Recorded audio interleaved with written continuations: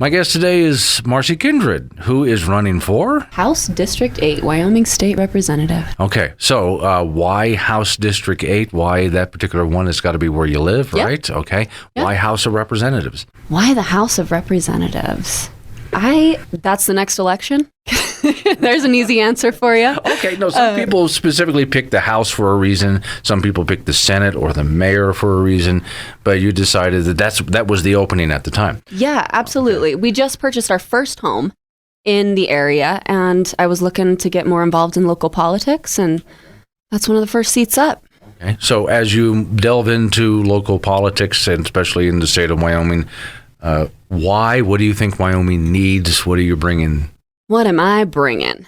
Well, I think there's a certain sense of disconnect from Wyoming lawmakers and our citizens that I'd really like to help bridge that gap. The average Wyoming lawmaker is 56 years old. Don't quote me on that. Okay, or check me on that. You're how old? And I'm 31. Okay. The average Wyomingite is like 21 years younger than our average lawmaker. That's a problem. There is 15.6% women in our legislature. We're the equality state. That's a shame. We got to fix this. Okay. So the fix is brought on how? Is just convincing people to fix the change, or through legislation? And what needs to be fixed? I mean, I see the age gap you're talking about, but fix what? What's wrong with Wyoming? I think we need more involvement in general. And to do that, we need people to step up and just do it. There's, like I said, the disconnect.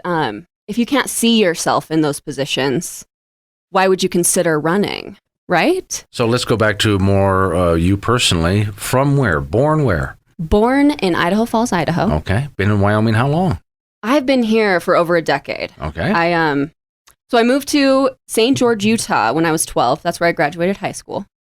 And shortly after that, I found my way home. Found my way to Cheyenne, Wyoming, and this is where I chose to raise my family. Okay. For a living, you do? I am a real estate agent, Okay. a licensed Wyoming realtor.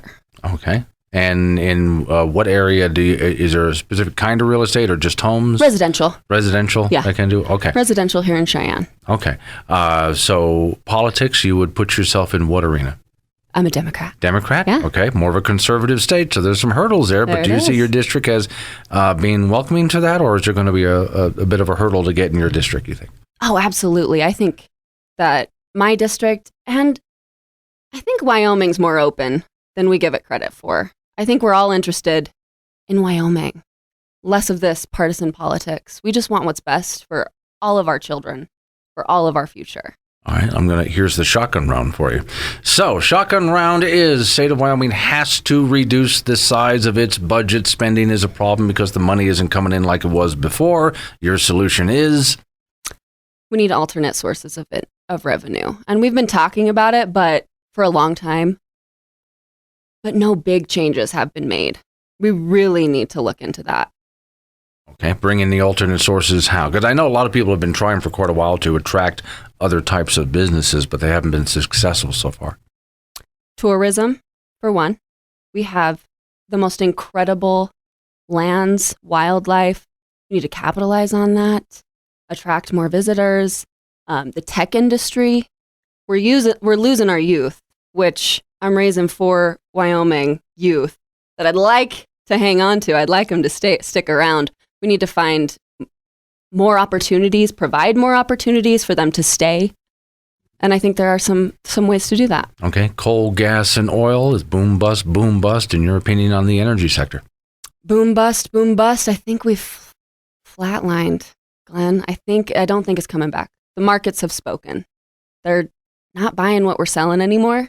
I think we're holding on to a dream, and it's time to let go. It's time to come up with creative solutions, get some new voices. Yeah. Okay. When it comes to Medicaid expansion, that's another big topic.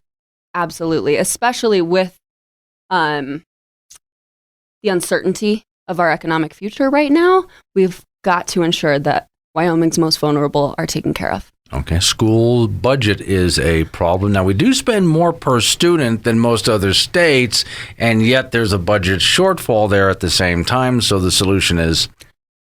We spend more than other states, and we have an incredible educational system to show for it. We should be very proud and protect that. I don't love that education is one of the first things we put on the table for budget cuts. I think it's unacceptable. I think we've got to hold on to that and protect our biggest asset. Do you agree, though, that we need to cut somewhere in order to balance this budget? I think it would be naive to say that it's not a both and. I don't think cuts are off the table. I think we need to be really thoughtful about how and where. But our main focus, I will say, I believe the main focus is bringing in other streams of revenue. Okay. On that note, now and then, on and off the table is state income tax, toll roads. Ooh, you're getting at it, huh? Well, those are the hot button issues. Yeah. If you want to see the lines light up, start talking state income tax and toll roads. And absolutely. We got to start talking about it. When I first moved here, Glenn, I remember the first time I went grocery shopping and my weekly groceries rang up and I was floored. Just like, that's it? What? Like that, no taxes. I was like, wow, like I can make this paycheck go so much further. I've enjoyed it. I've loved it. Do you know what I love more? Our education system, our public lands. I love the things that Wyoming offer me. And if that means that we all need to step up to provide, to ensure that we protect our way of life, it's not off the table. Okay, so it's not off the table to have a state income tax.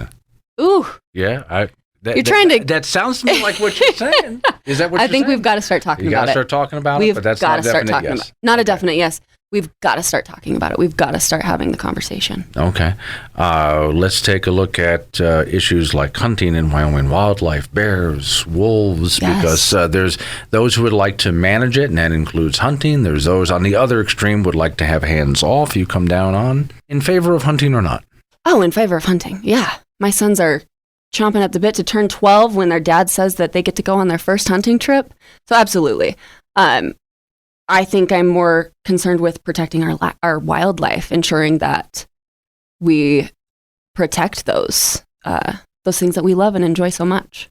Okay, so let's talk a little bit more about bringing in businesses to the state of Wyoming, because I'm more of a libertarian kind of guy. What is the proper role of government?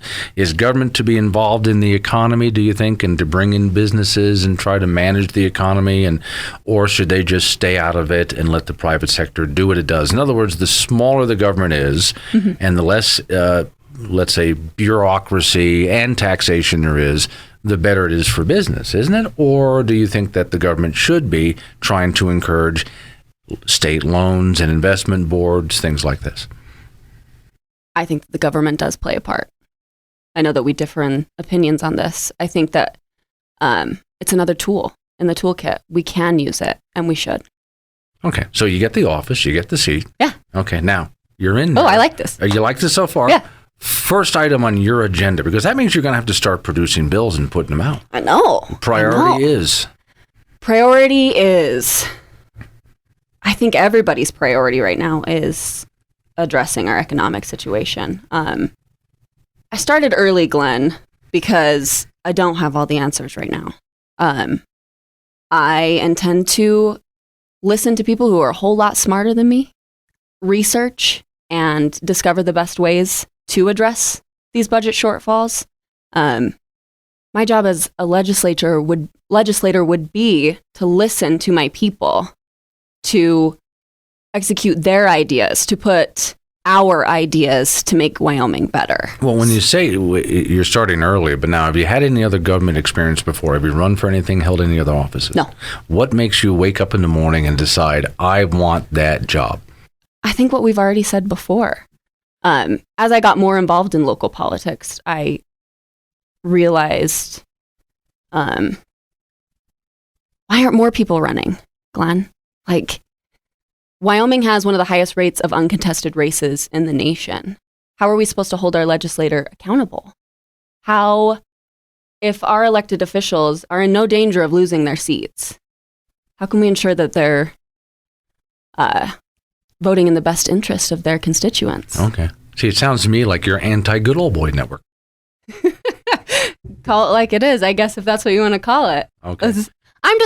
I think for a government to work properly, it takes active participation of all of its citizens on every level. So running for office around this area means you're going to need a couple of new pairs of shoes with good soles. I was just going to say, them. I just bought me some new boots. It's going to be a lot of walking around and knocking on doors. Yes. Or if people want to get a hold of you, or are you speaking anywhere, or can they get a hold of you somehow? Do you have that all-important website up yet? I sure do. kindredforwyoming.com. Check it out. I also have a Facebook page. I would love to be invited to speaking engagements. I'm down for that. And yeah, boots to the ground. I plan on meeting as many of the people in my wonderful district as I can. Okay. I'll be talking to you a lot more as we get closer to Election Day. I look forward to it. Thank you so much for having me, Glenn.